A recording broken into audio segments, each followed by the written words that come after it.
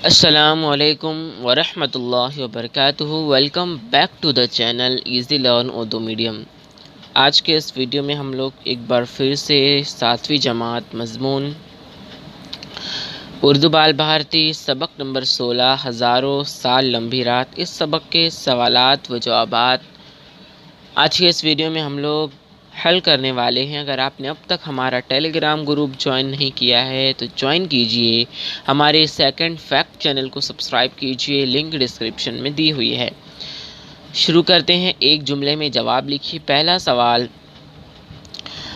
इबादत में कब आदमी का जी नहीं लगता? जवाब, जब आदमी भूखा हो तब इबादत में इसका जी नहीं लगता। सवाल नंबर 2, रतन सिंह कहाँ पैदा हुए? जवाब, पाकिस्तान के एक शहर सियालकोट में रतन सिंह पैदा हुए।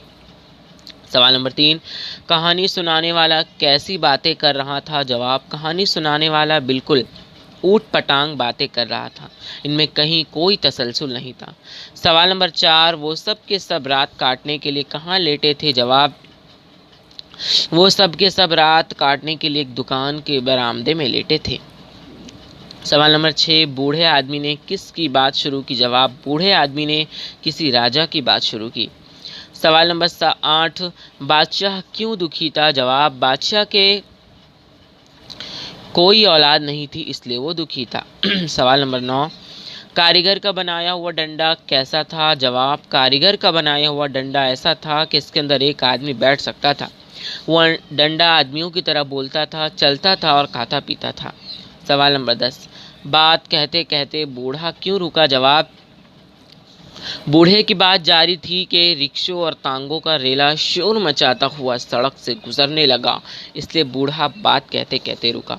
सवाल नंबर 11, आधी दुनिया फतह करने की खुशी में बादशाह ने क्या किया? जवाब, आधी दुनिया फतह करने की खुशी में बादशाह ने एक बड़ी दावत की।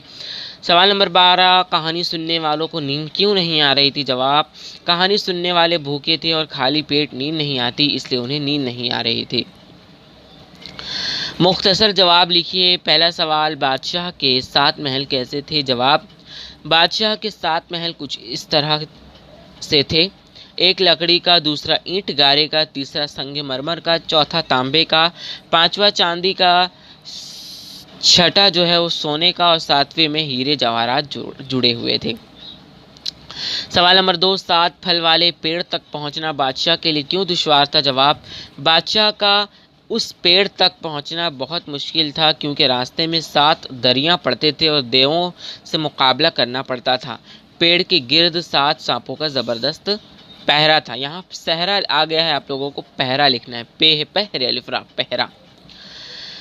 सवाल नंबर 3, मछली पर बसा हुआ शहर कैसा था? जवाब, मछली इतनी बड़ी थी कि इसकी पीठ पर एक बाकायदा शहर बसा हुआ था जिस पर नामालूम कितने ही मकान और खेत बने हुए थे। समंदर में जिस तरफ ये मछली चली जाती इस तरफ ये बसा बसाया हुआ शहर चला जाता। सवाल नंबर 4, लेटे हुए लोगों ने बूढ़े की बातों को झूठ क्यों कहा? जवाब, क्योंकि बूढ़े ने बादशाह की कहानी में ये बताया था कि बादशाह ने जो दावत की थी इसमें सारे गरीबों ने खाना खाया था, लेकिन ये सारे लोग भूखे थे इसलिए उन्होंने इस बूढ़े की बातों को झूठ कहा।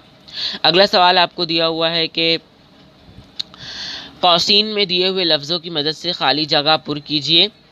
पहली खाली जगह आपको दी हुई है, सुनने वाले इसकी बात बड़े इन्हमाक से सुन रहे थे। पहली खाली जगह में आपको लिखना है इन्हमाक। दूसरा, दुकान के बरामदे में आकर रात काटने के लिए लेट गए थे। सवाल नंबर 3, पेड़ के गिर्द 7 सांपों का ज़बरदस्त पहरा था। चौथा, फिर अचानक ये हुआ कि रिक्शों और तांगों का रेला शोर मचाता हुआ सड़क पर से गुजरने लगा। पांचवा, इस बरामदे में लेटे हुए सभी आदमी एहतजाजन उठ खड़े हुए। अगला सवाल है बोलचाल।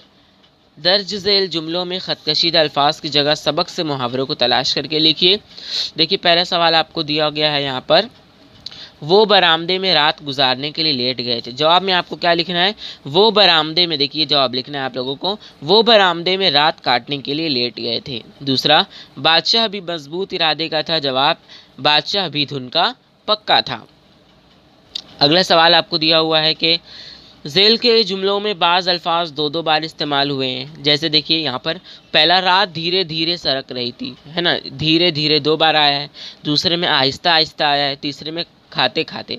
इस तरीके से आपको क्या करना है, देखिए कुछ अल्फाज बनाना है, कुछ अल्फाज लिखना है, फिर उसे जो है उसके जुमले बना। देखिए इस तरीके से जवाब लिखना है। रोते रोते, बच्चा नींद से रोते रोते जाग पड़ा। नर्म नर्म, नर्म नर्म घास पर चलने में बड़ा लुत्फ आता है। तेज़ तेज़, वो तेज़ तेज़ कदम उठाता हुआ अपने घर की जानिब रवाना हुआ। गरम गरम, गरम गरम जलेबी खाने का लुत्फ ही कुछ और होता है। बहते बहते कश्ती, बहते बहते किनारे आ लगी। चलते चलते रस्सी के टुकड़े को सांप समझकर वो चलते चलते गया। नन्ही नन्ही शाखों पर नन्ही नन्ही कलियां हवा से झूम रही थी। धीमा धीमा गांव से काफी दूर निकल जाने के बाद बलवाइयों का धीमा धीमा शोर सुनाई दे रहा था। हंसते लतीफ़ा सुनकर वो हंसते हंसते लोटपोट हो गया। तो बच्चों, इस सबक के सवालात व जवाबात यहाँ पर ख़त्म होते हैं। अगर आपको आज का हमारा वीडियो पसंद आया तो इस वीडियो को लाइक और चैनल को सब्सक्राइब जरूर करना। मिलता है अगली वीडियो में एक बार फिर से, तब तक के लिए बाय।